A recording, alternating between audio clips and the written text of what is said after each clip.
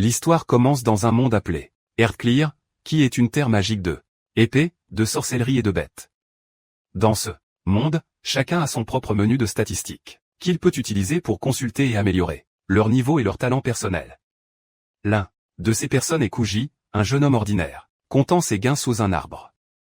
Soudain, il entend le cri d'un petit garçon attaqué par un monstre de slime. Alors que le pauvre garçon et son père pensent qu'ils sont condamnés, de nulle part, une pièce jaillit et oblitère complètement. La slime, qui explose en une multitude de pièces après sa défaite, Kuji arrive sortir pour vérifier le père effrayé. Tous deux sont choqués car les gens ordinaires comme eux n'ont aucune chance de vaincre des monstres, mais Kuji ne répond pas immédiatement à leurs questions. Au lieu de cela, il donne au garçon quelques pièces d'or, en expliquant qu'un slime donne 100 pièces de bronze à sa mort. Kuji pense que les monstres sont un excellent moyen de récolter de l'argent infini, mais le jeune garçon n'est pas d'accord car il pense que c'est trop dangereux de les chasser. Kuji comprend les sentiments du garçon et commence à partir, mais il s'arrête après que le garçon demande s'il a la classe héros. Répond à sa question, Kuji simplement affiche sa fenêtre de statut à Aura Farm, qui montre sa classe et son rang en tant que villager de niveau 999. Dans le monde de Koji, le pays qu'est le Japon a depuis longtemps été transformé dans une nation appelée Exandria. Il y a quelque temps, des monstres magiques sont apparus dans la nation, tandis que les gens commençaient à recevoir des talents spéciaux appelés classes à la naissance. En général, les gens naissent en tant que guerriers, moines, voleurs, chasseurs et sorciers. Mais certains génies exceptionnels peuvent avoir un don de sage, héros, musique ou roi, avec des talents incroyablement puissants, capables de grandes choses. Toute personne n'est censée. Les talents doués sont appelés villageois, qui est la classe la plus faible de toutes, bien que les villageois restent généralement entre le niveau 1 et 10 sans aucun espoir de vaincre même le monstre le plus faible. Kuji a trouvé un moyen de dépasser cette limite. Alors qu'il marche sur son chemin ailleurs, une petite fille à capuche atteint l'extérieur d'une ancienne caverne dont on dit qu'elle renferme l'épée sacrée légendaire à l'intérieur. Pendant ce temps, Kuji arrive dans la ville de Valman, où il se dirige vers la guilde des aventuriers locales. Musique dans la même ville, le héros de la nation ainsi que son partenaire se préparent tous deux à partir pour leur voyage afin de purger le monde de tous les monstres qui le hantent. À l'intérieur de la guilde, Kuji remet les matériaux pour ses quêtes à la réceptionniste, qui lui donne une récompense de 5 pièces d'or. En entendant cela, tous les aventuriers proches sont stupéfaits, car il faudrait une énorme quantité de monstres pour gagner autant d'argent en une seule fois. Naturellement, Kuji continue à farmer des auras et silencieusement vérifie le tableau des quêtes, notant que il doit encore gagner plus de 4500 pièces d'or pour un objectif personnel. En vérifiant la quête, il remarque que l'une d'elles propose des pièces d'or faciles pour les monstres de la caverne ancienne. Alors, il sourit et se prépare à travailler dur pour la journée. Dehors de la guilde, le jeune héros Rex rassemble tous les habitants du village avec un discours touchant. Il rappelle à tous la menace imminente des monstres autour d'eux, ce qui pousse la capitale du royaume à envoyer tous leurs guerriers dans des quêtes dangereuses juste pour les repousser. Le héros souligne que, à moins qu'ils ne s'attaquent à la cause profonde du problème, les monstres les engloutiront tous finalement. En réalité, tous les monstres fantastiques sont produits par le mana, qui est une énergie spéciale, substance libérée par la race des démons.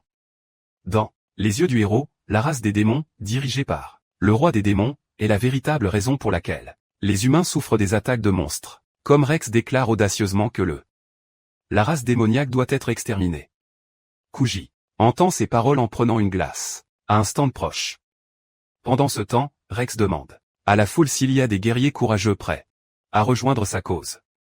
Observant le talentueux jeune héros et la belle sage se tenant à ses côtés, la foule des aventuriers devient folle alors que beaucoup d'entre eux essaient de les rejoindre. L'un d'eux, un guerrier expérimenté, de niveau 86, propose de prêter le héros son aide.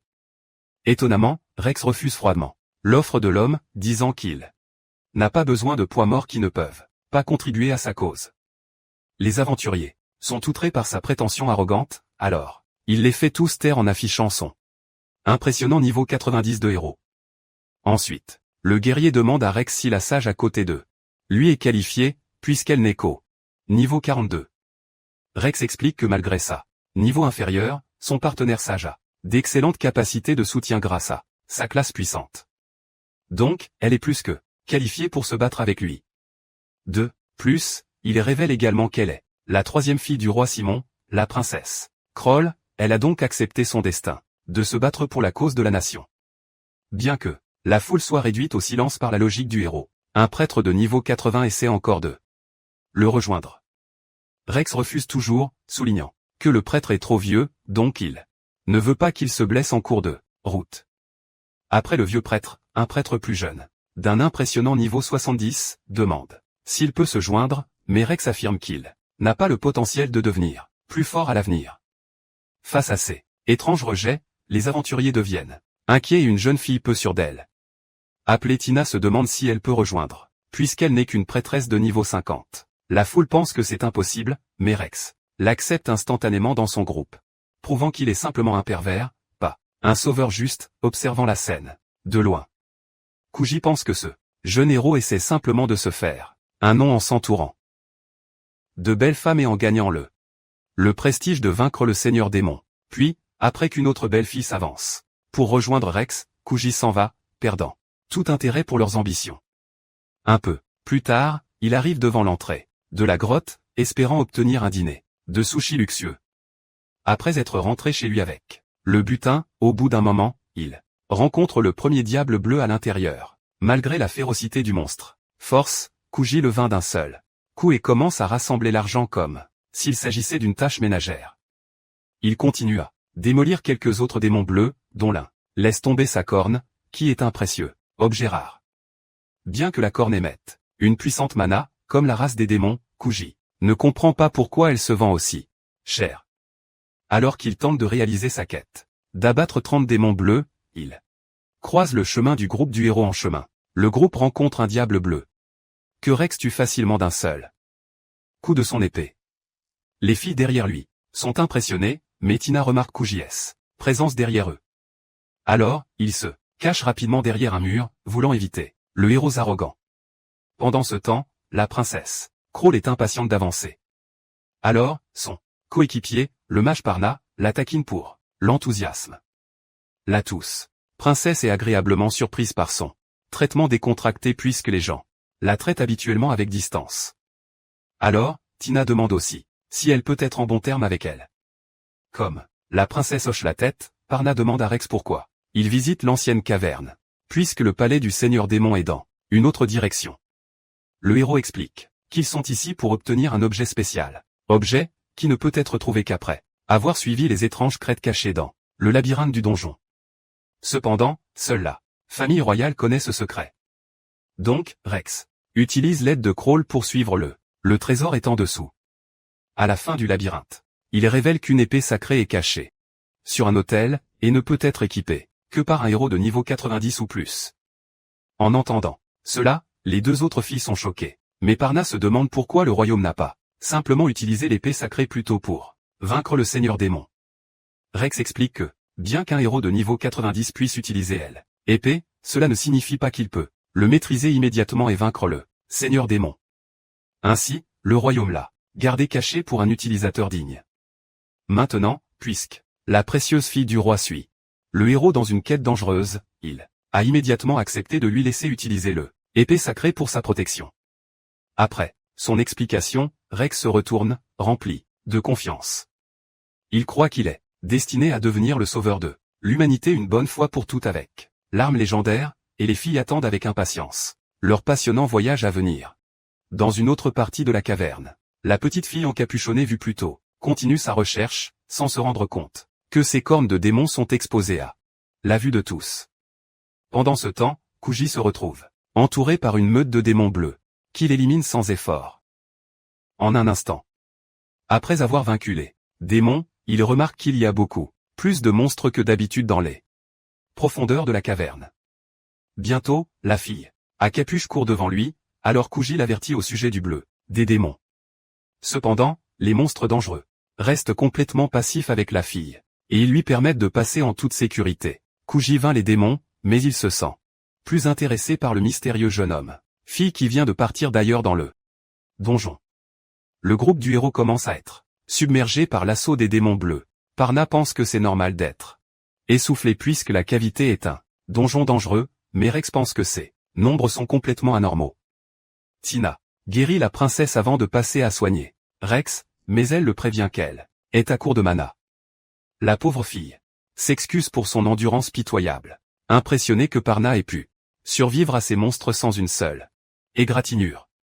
Parna fait un clin d'œil, soulignant que elle est très expérimentée avec des adversaires plus forts, les donjons derrière eux. La princesse se sent coupable d'être le maillon faible, mais Rex la réconforte et rappelle à tout le monde que ils ont atteint l'emplacement des épées sacrées. Cependant, quand ils entrent, ils trouvent la étrange fille à capuche à elle, emplacement de l'épée. La princesse Crawl remarque que cette fille irradie d'immenses quantités de mana, alors tout le monde devient hostile, pensant qu'elle est un démon. Rex, il réalise enfin que tous les monstres dans le donjon étaient attirés par le mana de cette fille. Plus important encore, il voit que l'épée a disparu, alors il accuse la fille de l'avoir volée. La fille affirme que l'épée manquait avant qu'elle n'arrive, mais Rex refuse de la croire, même face à un enfant. Le groupe du héros décide de ne montrer aucune pitié. Menés par le héros, ils attaquent tous l'impuissante petite fille, qui ferme les yeux de peur. Personne ne remarque que, avant que les attaques ne frappent, une ombre fulgurante arrive aux côtés de la fille. Alors que la fumée se dissipe après l'explosion des attaques, le groupe est choqué de voir la fille complètement indemne avec Kuji à ses côtés. Il gronde le groupe pour avoir attaqué une enfant, tandis que Rex est choqué par sa force incroyable. Il demande à Kuji quelle est sa classe. Donc Kuji prétend simplement qu'il est un villageois ordinaire. Rex ne le croit pas, pensant qu'il a utilisé un objet magique pour bloquer les attaques. Cependant, Kuji le rassure, lui qu'il l'a bloqué de lui-même, et il affiche même sa fenêtre de statue. La princesse accepte sa parole, mais ensuite elle demande pourquoi il abritait un démon. Cela le plonge dans la panique, mais Kuji affirme que la fille est simplement sa petite sœur qui porte des cornes de démon, comme accessoire de mode. Tout le monde est choqué par cela, mais Kuji leur montre sa quête aventureuse, en expliquant que il chassait simplement des monstres avec sa sœur. Il leur montre aussi les cornes du diable, qui émettent de la mana semblable à celle des démons. Ainsi, le groupe du héros le croit à contre-cœur. Pourtant, malgré leur acceptation, face à cette explication fragile, Rex lui demande pourquoi l'épée sacrée a disparu de sa place. Kuji est confus un instant, mais il se souvient alors qu'il est tombé sur l'épée un jour et l'a vendue pour quelques pièces. En entendant cela, Rex est indigné et il dit à Kuji que la épée appartenait à la famille royale. Kuji fait comme s'il n'en avait aucune idée et il commence à s'excuser. Cependant, Rex lui demander comment il a sorti l'épée en premier lieu, puisqu'elle était réservée aux héros de niveau 90 pour la manier. Kuji comprend sa confusion, alors il se retourne et pose ses mains sur le géant. Épée musique pierre. Devant leurs yeux ébahis, il soulève facilement la plateforme lourde, prouvant sa force, sans dire un mot. Rex se demande à quel niveau il est, alors il leur montre enfin son niveau ridicule 999 de rang. Le héros refuse de croire qu'il pourrait atteindre un tel niveau ridicule, surtout parce qu'il a lui-même combattu une quantité incroyable de monstres. Cependant, Crawl demande à Kuji comment il va la rembourser depuis qu'il a vendu un objet inestimable de la famille royale. Elle se demande s'il va rejoindre leur groupe pour vaincre le seigneur des démons, mais il refuse immédiatement. Rex pense que Kuji, il galère avec le sac alors qu'il pourrait facilement vaincre le seigneur démon tout seul. Kuji se fiche de ses ambitions, disant que son seul but dans la vie est juste de gagner de l'argent et de survivre. Il fait remarquer que le seigneur démon ne l'a jamais blessé, donc il ne se battra pas contre lui sans raison. Pendant que la petite fille est surprise, la princesse Crawl se demande si la promesse de richesse et de gloire ne serait pas assez pour toucher son cœur. Kuji secoue la tête, alors la princesse propose de l'épouser Sylvain le seigneur démon, pour le bien de leur peuple souffrant. Alors que Rex commence à protester, Kuji refuse l'offre généreuse de Crawl sans hésitation. Bien qu'il ne pense pas que la fête du héros soit maléfique, il leur dit qu'il n'est absolument pas intéressé par la renommée et les succès mondains. Kuji pense aussi que la princesse est hypocrite en ignorant la souffrance des autres. Après avoir dit cela, il commence à partir avec la petite fille, mais s'arrête juste à côté du héros, Rex. En un ton menaçant, Kuji lui avertit qu'il n'a aucune idée de comment leur monde fonctionne réellement. Après avoir donné son avertissement, il quitte la caverne avec une petite fille. Une fois qu'ils sont dehors, Kuji commence à prendre congé avec elle, mais soudain elle lui demande de l'épouser. Kuji dit immédiatement à la fille qu'il n'a aucune chance de l'épouser, puis il se retourne, s'éloigne. La fille court rapidement après lui et continue d'essayer de changer d'avis. Kuji lui dit qu'il n'a aucun intérêt à épouser quelqu'un d'aussi jeune. Il explique qu'il préfère les femmes plus âgées, plus matures, avec des silhouettes en sablier. Là, la fille refuse d'abandonner. Elle dit que cela ne doit pas arriver aujourd'hui. Elle est prête à attendre 3 ans ou même plus longtemps, si nécessaire. Tout ce qu'elle veut, c'est que Kuji lui promette qu'il l'épousera un jour. Ignorons cette demande pour l'instant. Kuji demande pourquoi elle voulait l'épée sacrée. En premier lieu, la fille explique que son père est devenu gravement malade. Elle croyait que si le héros a obtenu l'épée sacrée, il pourrait finir par le tuer. Kuji entend cela et suppose que son père doit être quelqu'un de très important. Si des héros le cherchent. Curieux, il demande qui est son père. La fille admet nerveusement qu'elle est en réalité la fille du roi démon. Kuji est surpris par sa réponse. Il dit nonchalamment qu'il a rencontré plusieurs fois le roi démon dans le passé. La fille est choquée d'apprendre cela. Elle se demande si c'est la raison pour laquelle Kuji a refusé la demande de vaincre le roi démon. Cependant, Kuji dit que ce n'est pas du tout la raison. Il croit sincèrement. Tuer le roi démon ne résoudrait rien, ni ne rendrait le monde meilleur. Kuji comprend que le mana produit par les cornes de démons est ce qui crée les monstres, et ces monstres naturellement attaquer les humains.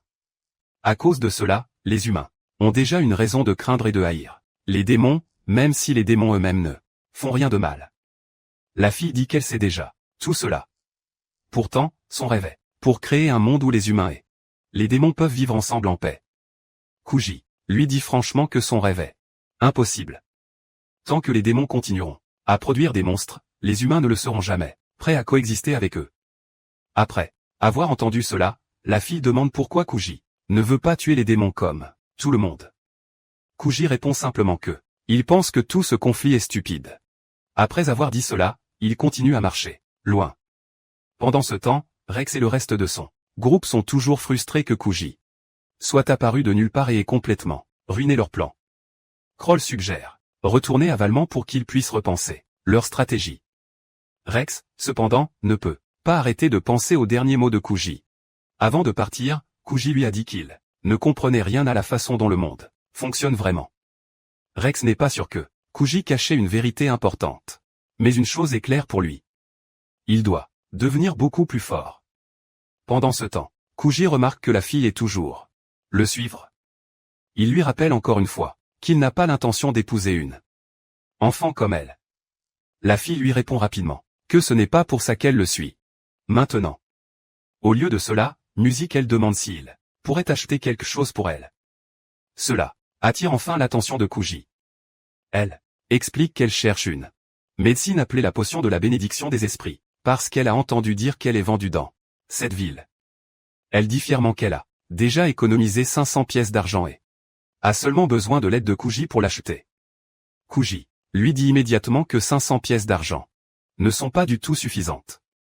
L'esprit, la potion de bénédiction coûte en fait 10 pièces d'or. Après lui avoir dit cela, il lui dit qu'elle devrait simplement abandonner et rentrer chez elle. Juste avant que Kuji ne s'éloigne à nouveau, la fille lui demande s'il pourrait lui prêter le reste de l'argent. Elle explique qu'elle doit sauver son père.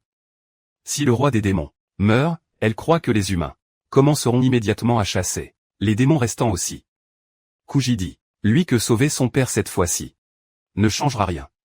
Les humains vont simplement continuer à le traquer jusqu'à ce qu'ils réussissent finalement. Kuji suppose qu'elle doit haïr les humains à cause de ça. Au lieu de cela, la fille dit doucement qu'elle ne les déteste pas. Elle croit que la haine ne résoudra jamais rien. Elle ajoute ensuite qu'elle s'est fixée pour objectif de toute sa vie de créer un avenir où les humains et les démons peuvent vraiment vivre ensemble en paix. Entendre ces mots change la vie de Kuji. Il décide finalement d'acheter la potion pour elle. Avant de partir, Kuji s'approche d'elle et lui fait un câlin spécial, un tissu autour de ses cornes. Il explique que le tissu modifie le mana provenant de ses cornes, permettant de les cacher complètement. Avec le tissu enroulé autour d'elle, ses cornes sont dissimulées, la faisant ressembler à une humaine normale. La fille le remercie joyeusement de l'avoir aidé. Kuji lui demande alors son nom. Elle se présente comme Alice. Et après cela, ils partent tous les deux, la forêt ensemble. Ils arrivent bientôt en ville et Alice est émerveillée par tout ce qu'elle voit, car c'est la première fois qu'elle visite une ville humaine.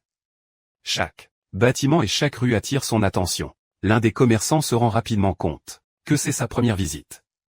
En souriant chaleureusement, il lui offre une pomme gratuite et lui dit de revenir quand elle veut lors de ses prochaines visites. Alors que Kuji et Alice continuent leur marche. Dans les rues animées, Alice demande combien coûte normalement la pomme. Kuji lui dit qu'elle coûte 150 pièces de bronze. Entendre cela fait qu'Alice se souvient de comment la monnaie fonctionne. 10 000 pièces de bronze sont équivalentes à une pièce d'argent, tandis que 10 000 pièces d'argent valent une seule pièce d'or. Kuji lui rappelle aussi que la potion de bénédiction de l'esprit est célèbre, comme un remède polyvalent capable de guérir presque n'importe quoi. Après avoir entendu le prix réel, Alice réalise à quel point son plan était irréaliste. Elle comprend maintenant qu'elle pensait pouvoir acheter une potion aussi précieuse avec seulement 500. Les pièces d'argent étaient incroyablement optimistes. Alors que la nuit tombe, il s'arrête à une auberge pour se reposer pour la soirée. Alice s'allonge sur le lit et est émerveillée par la douceur et le confort qu'elle ressent depuis. Elle n'est jamais restée dans une auberge auparavant. Elle ne peut pas cacher son excitation. Pendant ce temps, Kuji fait son sac et se prépare à retourner dehors. Avant de partir, il dit à Alice de rester à l'intérieur, dans la pièce parce qu'il va acheter la potion de bénédiction de l'esprit. Il explique aussi qu'il prévoit de retrouver un ami car ils auront besoin d'une personne de plus pour continuer le reste de leur voyage. Kuji explique qu'ils vont probablement croiser des aventuriers qui essaieront d'attaquer Alice pendant le voyage. À cause de cela, ils ont besoin de quelqu'un qui peut la protéger pendant qu'ils se concentrent sur combat. Après avoir expliqué le plan, il part et dit à Alice de verrouiller la porte derrière lui et de ne laisser entrer personne d'autre dans la pièce. Pendant ce temps, au-dessus des nuages, un démon effrayant se tient au sommet d'un immense oiseau volant. Avec un regard fou dans les yeux, il murmure doucement que tous les humains devraient trembler de peur. Un peu plus tard, Alice entend quelqu'un frapper à la porte. Pensant que Kuji est revenu, elle ouvre rapidement la porte. Au lieu de cela, elle se retrouve à fixer une énorme tête de muscle. La scène la terrifie tellement qu'elle se fige immédiatement de peur. Juste à ce moment-là, Kuji sort de derrière la grande figure et dit à Alice que c'est le ami dont il a parlé plus tôt. Les trois d'entre eux s'asseyent ensemble pour prendre le thé, et Kuji présente Alice à son ami, Takako. Takako explique qu'il est un moine de niveau 124, même s'il ne ressemble probablement pas à ce qu'Alice attendait d'un moine. Il dit aussi que Kuji lui a déjà tout raconté à propos de la situation d'Alice et il promet de faire tout ce qu'il peut pour la garder en sécurité. Takako admet qu'il croyait autrefois que chaque démon méritait d'être tué, sans exception. Cependant, sa façon de penser a complètement changé après qu'il a été gravement blessé dans la forêt un jour. Au lieu de l'attaquer, un démon a choisi de sauver sa vie. Après ce jour-là, Takako a arrêté d'être aventurier et a décidé de vivre une vie paisible à la place. Il passe maintenant son temps à gérer un bar et un club en ville. Souhaitant s'entendre avec Alice, Takako suggère qu'ils aillent prendre un bain ensemble. Alice, elle devient immédiatement nerveuse parce qu'elle pense que ce serait gênant de se baigner avec un homme. Kuji dissipe rapidement le malentendu en expliquant que Takako est en fait une femme. Alice la laissant complètement sans voix. Elle dit que la poitrine de Takako est aussi ferme que celle de n'importe quel homme, ce qui rend difficile de croire qu'elle est une femme. Kuji explique nonchalamment que Takako s'est entraînée si dur qu'elle a brûlé toute sa graisse mammaire et l'a transformée en muscle. Takako n'apprécie clairement pas la façon dont il l'a décrite. Sans avertir, elle assène un puissant coup de pied circulaire à Kuji, rendant évident qu'elle n'aime pas parler de ce sujet. Un peu plus tard, Alice et Takako marchent vers le Haut-Trine ensemble. En chemin, Alice fait remarquer que Kuji est niveau 999, pourtant Takako a réussi à le blesser avec son coup de pied. Takako explique que les moines possèdent naturellement environ 3 fois la force physique d'un villageois ordinaire. Même ainsi, elle admet qu'elle est loin du niveau de Kuji et qu'elle n'aurait aucune chance contre lui dans un vrai combat. Curieuse, Alice demande comment Kuji est devenu incroyablement fort. Takako suppose que Kuji a simplement passé son enfance à combattre d'innombrables monstres, ce qui lui a permis de continuer à devenir plus fort. Même après avoir entendu cette explication, Alice ne peut toujours pas comprendre comment quelqu'un pourrait éventuellement atteindre le niveau 999. En voyant l'air inquiet sur le visage d'Alice, Takako suppose qu'elle a peur que quelqu'un d'autre puisse un jour devenir tout aussi puissant. Takako la rassure en lui disant que personne d'autre que Kuji pourrait jamais atteindre ce niveau parce qu'il lui manque quelque chose que chaque autre être vivant possède. Alice demande immédiatement ce que cette mystérieuse chose est. Takako sourit simplement et dit qu'elle le découvrira bien assez tôt, si elle continue à voyager avec eux. Soudain, des bruits forts de fracas résonnent dans toute la ville. Tout le monde lève les yeux et réalise que des sangliers sauvages sont littéralement tombés du ciel.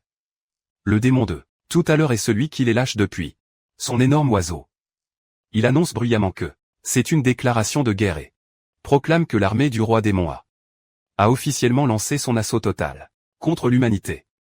Les sanguinaires commencent immédiatement à semer le chaos dans les rues, attaquant des civils innocents. Regardant le chaos se dérouler, Alice tristement réalise que cela ne fait que repousser les humains et les démons encore plus loin de jamais.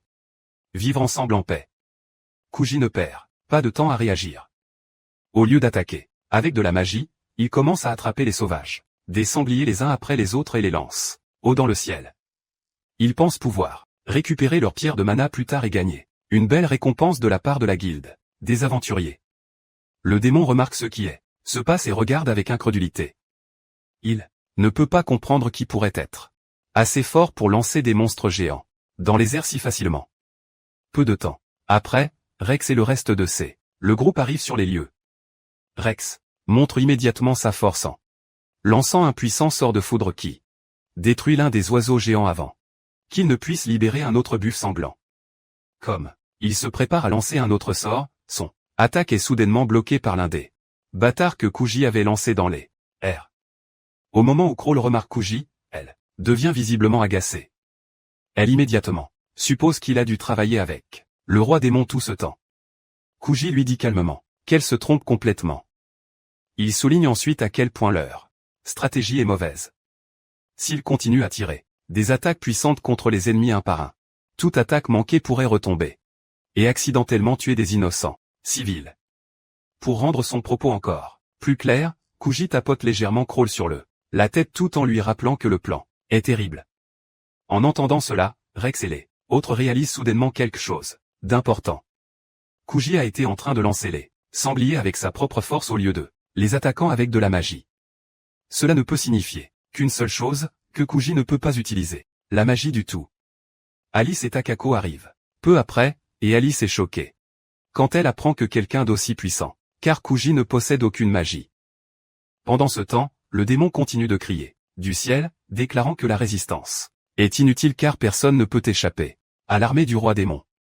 Kuji se tourne vers Alice et lui demande si elle reconnaît le démon qui mène l'attaque. Alice répond qu'elle pense que son nom est Monao. Il est l'un des dignitaires de confiance du roi des démons, et sa famille lui a servi. Le roi démon depuis des générations. Crawl s'approche alors de Kuji et se présente formellement. Elle explique que, après avoir vu à quel point il est puissant, elle a élaboré un plan pour montrer la force de l'humanité pour que les démons sachent mieux que de les défier. Kuji dit immédiatement que l'idée est incroyablement stupide. Il explique que révéler tout leur plus puissant, les combattants est la pire chose qu'ils puissent faire. Si le roi démon lance des attaques à travers le monde entier, alors il essaie probablement d'identifier les endroits les plus forts à envahir en premier. Kuji dit aussi qu'ils doivent apprendre exactement ce que le roi démon essaie de accomplir avant de prendre une grande décision. Pour cette raison, il décide que parler directement avec Monao est la meilleure option. Sans un mot de plus, Kuji s'élance soudainement haut dans le ciel, choquant complètement tous ceux qui regardent en dessous. Takako saute rapidement après lui et utilise ses jambes pour le pousser encore plus haut, le lançant dans le reste de l'air. Quelques instants plus tard, Kuji atterrit directement sur le géant oiseau devant Monao. Monao le regarde avec une totale incrédulité et demande qui il est. Kuji se présente calmement, comme rien de plus qu'un simple villageois, qui se trouvait simplement de passage. Choqué, Monao se demande comment il a sauté aussi haut pour atterrir sur son aile croc. Kuji explique qu'un certain gorille au visage humain l'a vomi, mais sa blague ne fait pas rire le démon. Furieux, il attaque Kuji avec un sort. Malheureusement, l'attaque n'affecte que la chemise de Kuji. Surpris de le voir entièrement indemne, Menno se demande si Kuji est le héros. Sa surprise ne fait que grandir en voyant son statut de villageois niveau 999. Menno s'adapte rapidement, réalisant que Kuji pourrait être la plus grande menace du côté de l'humanité. Cependant, Kuji le rassure en lui disant qu'il ne veut pas tuer le roi démon. Il explique qu'il est ami avec Alice. Mais Menno refuse de lui faire confiance si rapidement. Kuji lui dit alors que la princesse Alice se repose en fait dans la même ville qu'il attaque. Choqué, Menno se demande si Kuji est un allié secret des démons. Kuji secoue la tête, disant qu'il est une partie neutre. En entendant cela, Menno demande pourquoi il intervient encore dans la bataille. Kuji lui demande si le seigneur démon a personnellement ordonné cette invasion, mais Menno se contente de rire de la situation. Cependant, Kuji devient sérieux. Il explique qu'Alice a dit que le seigneur démon est malade. En entendant cela, Menno est surpris car il n'était pas au courant de l'état du seigneur démon. Voyant sa réaction, Kuji demande au démon si le seigneur des démons lui a vraiment donné l'ordre d'envahir. Si c'est le cas, il précise qu'il tuera personnellement le seigneur des démons. Menno commence à penser, se demandant pourquoi Kuji est si sûr que le seigneur démon ne lui a pas donné des ordres. Puis il réalise quelque chose. Quand Menno était dans le grand palais du seigneur démon, le seigneur démon lui-même n'a pas parlé à lui. Au lieu de cela, c'était son conseiller le plus proche qui lui a dit que le seigneur démon avait ordonné une invasion. À ce moment-là, Menno ne soupçonnait rien. Alors il a exécuté les ordres. Pourtant, il se demande pourquoi cela a une quelconque musique différence puisque le seigneur démon n'a pas contesté les paroles de son conseiller. À cela, Kuji évoque la possibilité que le seigneur démon ait été d'une manière ou d'une autre manipulé. Menno devient furieux, pensant qu'il est en train d'insulter l'autorité de son leader. Kuji lève une main en signe de reddition. Alors, Menno décide de faire demi-tour et d'enquêter sur elle. État du seigneur démon par lui-même. Soudain, Kuji commence à sauter partout et à tuer tous les Elbros. Expliquant qu'il est juste en train de gagner de l'argent, il continue à détruire la flotte démoniaque entière. Sur le sol, le groupe du héros regarde avec choc alors que Kuji élimine chaque corbeau un par un. À proximité, des guérisseurs leur demandent de l'aide. Alors, tout le monde se précipite pour les assister avec les blessés. Dans le ciel, Menno demande à Kuji pourquoi il l'empêche de revenir chez lui. Kuji lui rappelle que si le seigneur démon est contrôlé, le véritable cerveau derrière tout ça considérerait aussi Menno comme une menace. Aux yeux de Kuji, Menno devrait utiliser le Hellcross d'effet comme excuse pour disparaître et revenir en cachette dans le palais plus tard. Après avoir dit cela, il tue le dernier Hellcrow, les faisant tomber tous les deux. Ciel. Alors que tous deux foncent vers le sol, Menno hurle d'horreur. Kuji pense qu'ils vont probablement survivre, mais sa confiance est loin d'être rassurante. Plus tard, Menno se réveille au sol avec Kuji le regardant droit dans les yeux. Puisque les démons ont des corps puissants, ce n'est pas surprenant que Menno ait survécu. Cependant, il a du mal à croire que Kuji a surmonté cette chute massive tout en étant un humain. Kuji ne se soucie pas de sa surprise. Au lieu de cela, il continue à ramasser toutes les pièces qui sont tombées du Hellcross vaincu.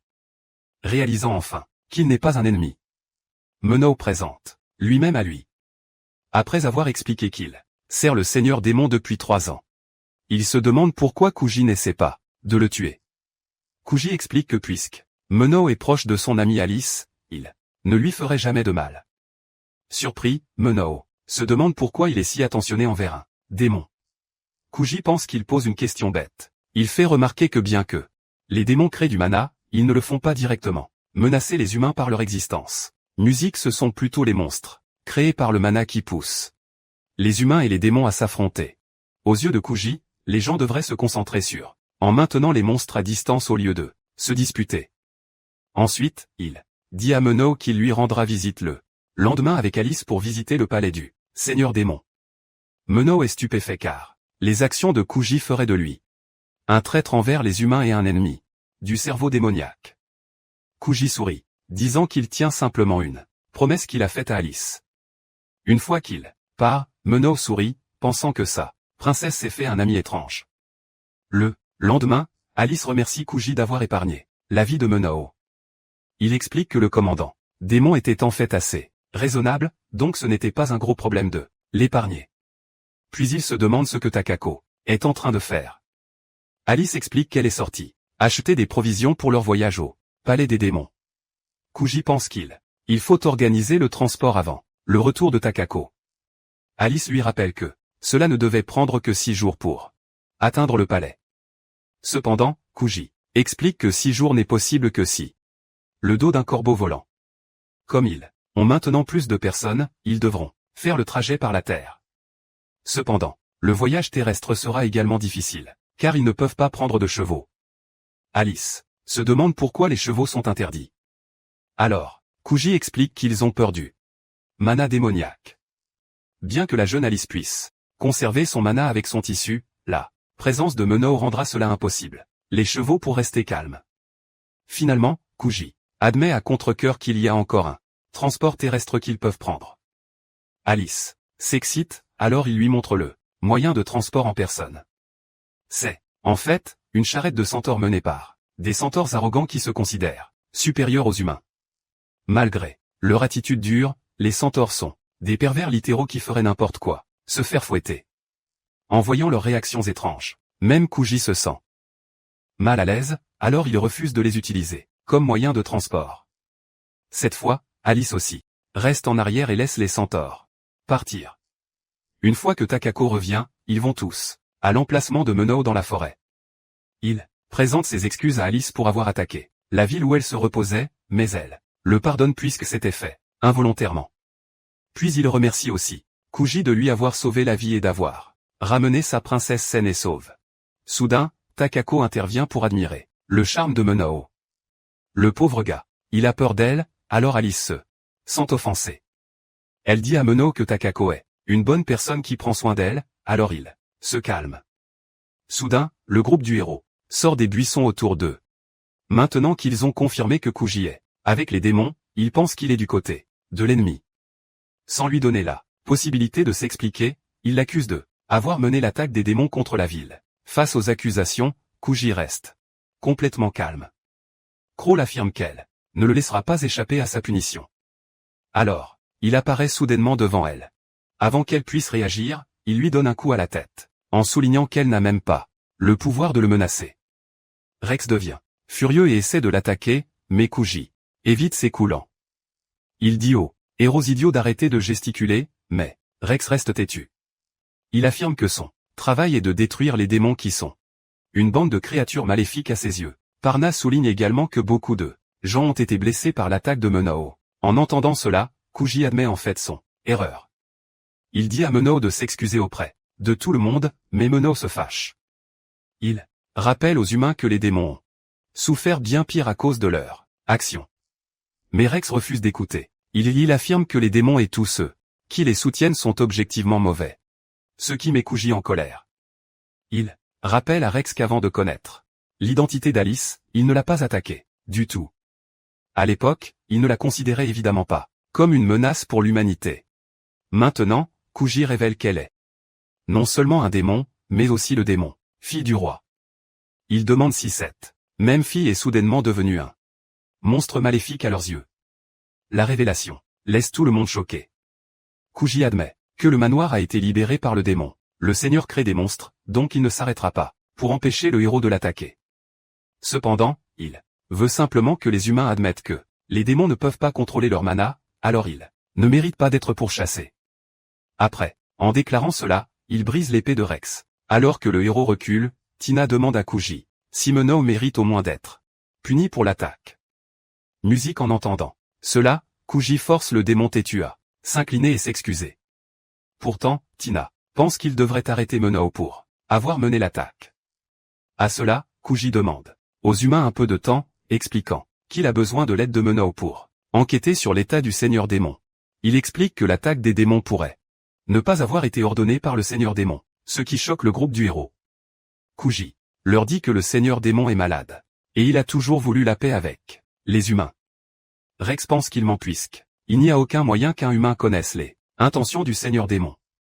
Cependant, Kuji révèle qu'il a personnellement rencontré le seigneur démon, pour qu'il sache à quoi il ressemble. De plus, il demande aux humains si les démons ont déjà mené une invasion comme celle-ci auparavant. En entendant cela, tous les membres du groupe de héros admettent qu'ils n'ont jamais été attaqués par les démons dans leur ville auparavant. Kuji leur dit de mettre de côté leurs préjugés et de prêter une véritable attention à ces mots. Mais Parna Music se met en colère. Elle lance une boule de feu à lui, disant qu'il pourrait avoir été lavé de cerveau par les démons. Voyant que les humains ne le croiront pas quoi qu'il arrive, Kuji décide qu'il est temps d'arrêter de négocier. Soudain, il fait signe à Takako s'enfuit, laissant les humains indignés. Bien qu'ils essaient de poursuivre le groupe de Kuji, Tina trébuche et tombe. Ils sont donc contraints de rester en arrière pour elle. En fuyant, Kuji se plaint à Alice, coexister avec les humains n'est pas du tout pacifique. Elle souligne que la groupe du héros l'a en fait écouté. Cette fois, donc c'était quand même une victoire pour eux. Malheureusement, une fois qu'ils arrivent à sécurité, Menno leur apporte un certain véhicule de transport. Ce sont les mêmes centaures qu'auparavant qui ont d'une manière ou d'une autre accepté de servir Menno. Malheureusement, alors que Takako conduit les centaures. Tout le monde, sur les extrémités de la calèche, il finit traumatisé à vie. Pendant ce temps, le groupe du héros se demande quoi faire ensuite. Rex se sent mal à l'aise face aux paroles de Kuji, tandis que Parna dit à tout le monde de se préparer pour un voyage au château du Seigneur Démon. En voyant son attitude décontractée, Rex se demande si les paroles de Kuji ne l'ont pas du tout affecté. En entendant cela, des images de son amoureux d'enfance traversent l'esprit de Parna. Son innocence. Son amoureux a été brutalement arraché à elle par une attaque de démons, alors elle ne leur pardonnera jamais. Plus tard dans la nuit, le groupe de Kuji installe son camp pour se reposer. Tako passe en revue leur itinéraire, notant qu'ils doivent s'arrêter à la ville de Sria pour se reposer avant de poursuivre le reste du voyage. Cependant, comme Menno ne peut pas dissimuler son mana, Kuji lui conseille de rester caché une fois qu'ils arriveront à la ville humaine. Ensuite, Kuji réalise quelque chose. Depuis que Valmont a été attaqué sur ordre du démon, maître du jeu, il se demande si Celia est aussi une cible. En entendant cela, Menno explique que les attaques précédentes n'étaient que pour déclarer la guerre aux humains. En réalité, les démons préparent une armée massive pour lancer la véritable invasion. En sachant cela, tant Kuji que Takako réalisent que la ville fortifiée de Selria pourrait être la prochaine cible du démon puisque c'est plus près du palais du Seigneur Démon. Le lendemain, ils arrivent à la porte de Selria pour déguiser les démons dans leur carrosse. Kuji décide d'agir comme s'il était un marchand de matériaux magiques. Cependant, le gardien de la porte devient méfiant après avoir senti une mana donique provenant de la charrette. Juste à ce moment, Alice surgit et lui montre une corne de diable bleu. Kuji, il affirme qu'il a beaucoup de cornes avec lui, qui sont la source du mana. Il prétend qu'il est seulement ici pour faire du tourisme avec sa sœur. Donc, le garde sourit. Le garde pense qu'il doit être ici pour le défilé, ce qui surprend Kuji. Il apprend du garde que les démons ont attaqué Celaria. Donc, les forces marrants organisent un défilé. Avant de mener une force pour riposter contre eux. Bientôt, ils entrent dans la ville, où ils assistent en direct au défilé. Kuji ne ressent pas l'ambiance festive car il pense que les humains sont imprudents. Si les démons les attaquent à ce moment-là, ils seraient pris au dépourvu. Si Celia était vraiment assiégée, Kuji pense qu'il n'y aurait aucun moyen de convaincre ni les humains ni les démons d'arrêter la guerre. Pour prévenir cela, ils décident qu'ils vont atteindre le palais du Seigneur des démons et arrêter les démons avant qu'ils n'aient la chance de attaquer. Takako pense qu'il est trop imprudent. Elle se demande aussi ce qu'il ferait si le Seigneur des démons était vraiment derrière tous ces attaques. Kuji affirme avec confiance qu'il combattra le Seigneur démon. Si c'est le cas. Cependant, il ne se battrait qu'en tant que personne du côté des pacificateurs. En entendant cela, Alice sourit. Bien qu'elle aime son père, elle veut que le monde soit en paix. Donc, elle déclare aussi qu'elle sera du côté de Kuji si le Seigneur démon s'avère être un envahisseur. À l'intérieur de la voiture, Menno doit faire un choix difficile car il sert à la fois le Seigneur démon et Alice. Enfin, il décide de prendre le parti d'Alice pour préserver la paix. Plus tard dans la nuit, Kuji remarque que la porte ouest de Celia est fermée par précaution contre les démons. Pourtant, ils pensent qu'ils devront s'infiltrer par cette porte. Le lendemain, ils se dirigent vers le palais des démons. il achète une glace pour Alice qui la trouve délicieux. Puis il réalise qu'ils ont sauté le dîner avant le dessert, alors il l'emmène dans un restaurant. À l'intérieur, il trouve d'une manière ou d'une autre la fête du héros en train de dîner. Choqué, Kuji s'échappe pendant que les héros le poursuivent. Après s'être caché dans une ruelle, il remarque un défilé, une manifestation à proximité. Alice se demande ce que c'est, alors Kuji explique que les humains tuent un monstre faible pour se montrer leur force au peuple ordinaire. Soudain, de nulle part, un démon massif surgit et écrase la faible manifestation. Monstre. Pris de panique, les humains s'enfuient rapidement, car le démon ne faisait pas partie d'eux. Le spectacle. Cependant, toute une armée de bêtes infernales saute dans la ville et Kuji a mal à la tête. Réalisant que l'attaque a commencé plus tôt que prévu, il se lance rapidement à l'attaque et tue le monstre en un coup. Sans attendre, il se précipite vers vérifier les autres parties de la rue alors que Alice le suit. Pendant ce temps, le groupe de héros se sent frustré après avoir perdu une fois de plus la trace de Kuji. Tina pense qu'il devrait demander l'aide des habitants pour les aider dans leurs recherches. Rex refuse. Alors elle se demande pourquoi. Il explique que les loyautés de Kuji sont imprévisibles, donc, si les citoyens ordinaires l'acculent, il pourrait leur faire du mal en réponse. Crawl n'est pas d'accord avec Rex. Elle pense que, si Kuji voulait vraiment leur faire du mal, il aurait facilement pu le faire lors de leur rencontre passée. De plus, elle pense qu'il ne l'est pas une personne maléfique, même s'il travaille avec les démons. En entendant cela, Para se sent offensée. Elle rappelle à Crawl que Kuji est du côté de la même espèce qui attaque leur ville. Crawl est surprise par sa colère, mais elle explique que lorsqu'ils ont essayé d'attaquer Kuji, il a simplement évité leurs attaques. De plus, il a seulement essayé de négocier, n'a jamais tenté de riposter. Après avoir vu son attitude paisible, elle pense que il pourrait vraiment être une meilleure personne que ce qu'il paraît. Parna n'est toujours pas convaincu, mais Rex est aussi d'accord avec Crawl. Pour l'instant, il décide de laisser partir Kuji. En entendant cela, Parna devient encore plus en colère. Elle accuse Rex de développer de la sympathie pour les démons, mais il explique qu'il veut juste écouter Kuji. Crawl et Tina soutiennent tous les deux sa position. Donc, Parna est forcé considérer leurs pensées.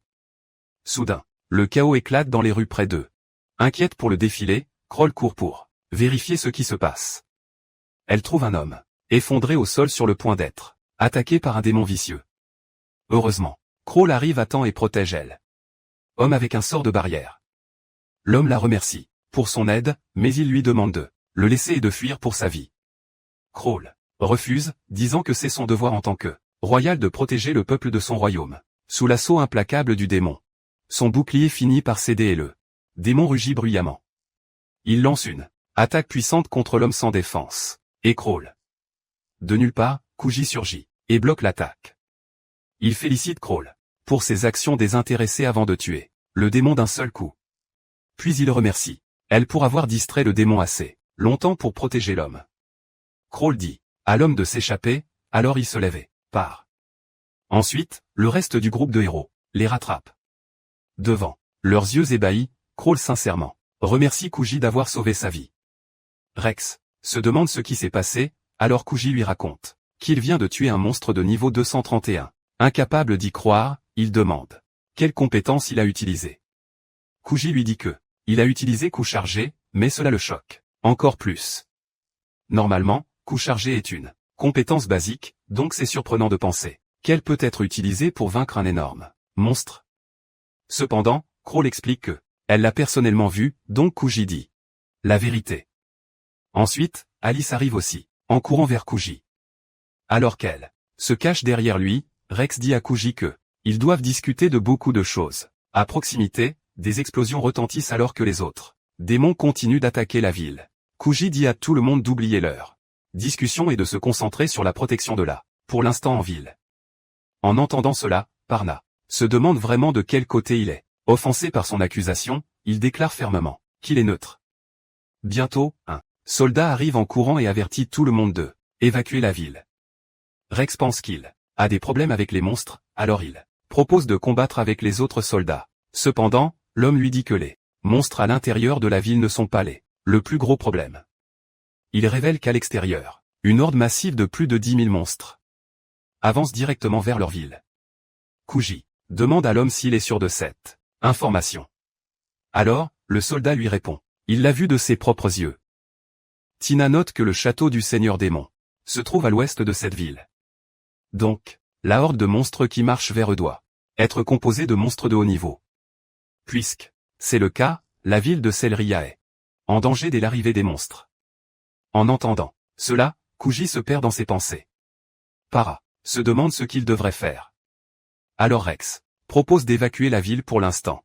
Comme ils ne peuvent pas combattre les monstres pour le moment, c'est inutile de jeter leur vie. Au lieu de cela, ils pensent qu'ils devraient se regrouper et revenir plus tard à Selria pour la reprendre. Parna et Kroll est d'accord, alors ils disent aux soldats de mettre en œuvre les ordres d'évacuation. Puis, Kroll demande à Kuji de l'aider. Il hoche la tête et lui dit qu'il appellera ses amis de l'auberge. Pour l'instant, étant, il confie Alice à ses soins. Rex est surpris par cela et il rappelle à Kuji qu'il considère les démons comme son plus grand ennemi. Il se demande si Kuji n'a pas peur pour la vie d'Alice. Kuji souligne que s'il voulait vraiment tuer Alice, il ne l'aurait pas averti dès le départ. Pendant que Alice regarde avec inquiétude, Kuji rappelle au héros qu'il est le seul à avoir le réponse à ses questions. Avant qu'il puisse obtenir ses réponses, Rex ne tirera aucun avantage à blesser Alice. Cependant, Parna intervient. Elle demande à Kuji ce qu'il ferait s'il n'aime tout simplement pas son réponse. Elle se demande ce qu'il ferait si les humains le trahissaient et capturaient Alice comme arme de négociation contre le Seigneur Démon. En entendant cela, il soupirait, lui demande de protéger la fille. Les héros regardent Kuji leur faire confiance humblement, avec la petite fille. Enfin, il dit au revoir à Alice et s'en va. Après cela, Parna taquine Alice de s'être fait abandonner.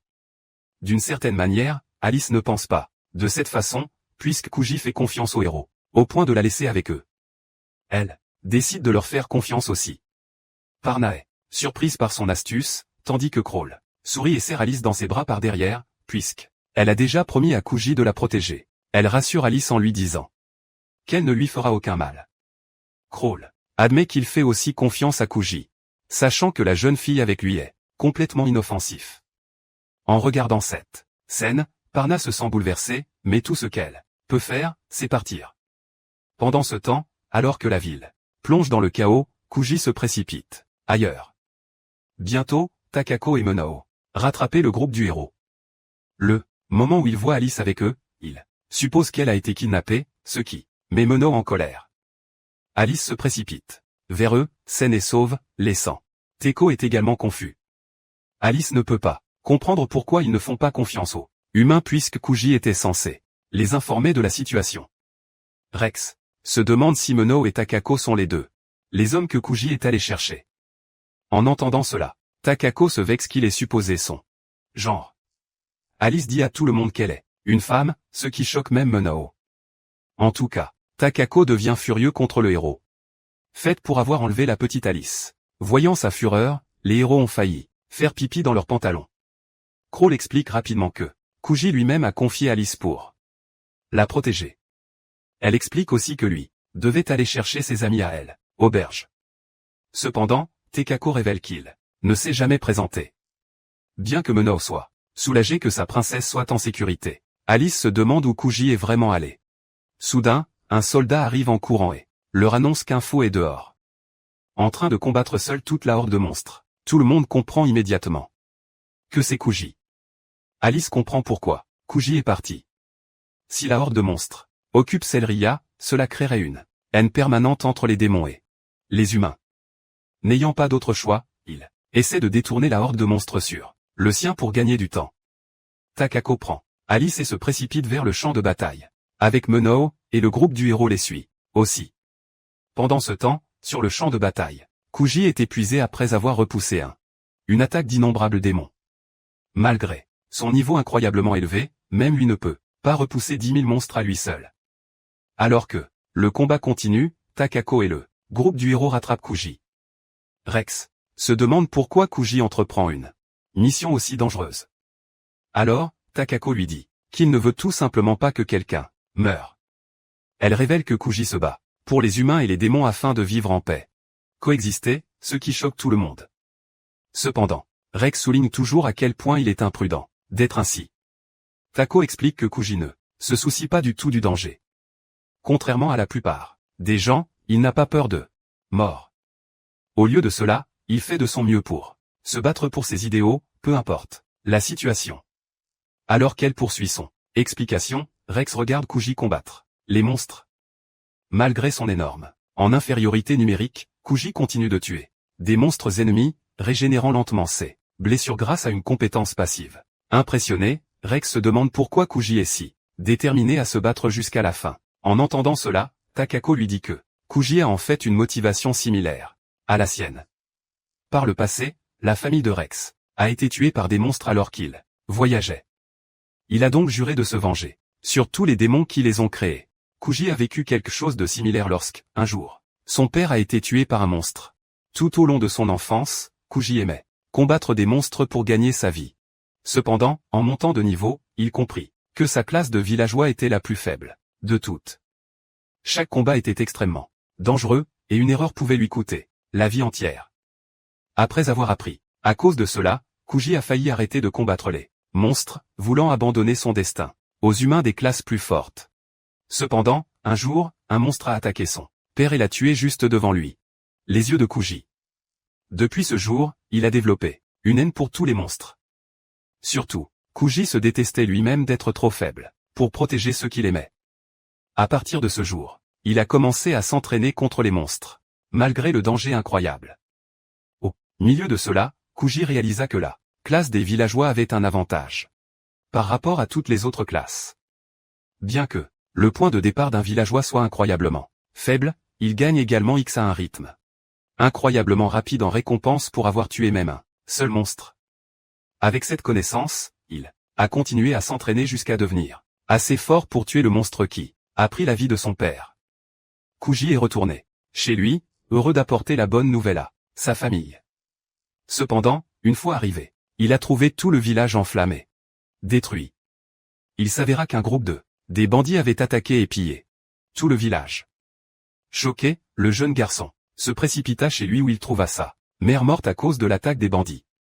Dans le passé, lorsqu'un monstre avait tué son père, Kuji a juré de tuer tous les monstres, en guise de vengeance.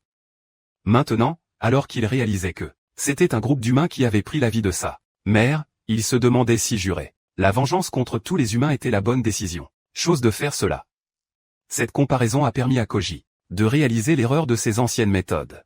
Ainsi, il a changé sa façon de penser. Au lieu de blâmer une espèce entière ou un groupe pour les actions de quelques-uns, il a décidé de ne tenir responsable que les mauvaises personnes. En entendant cela, Rex admet qu'il pensait la même chose auparavant.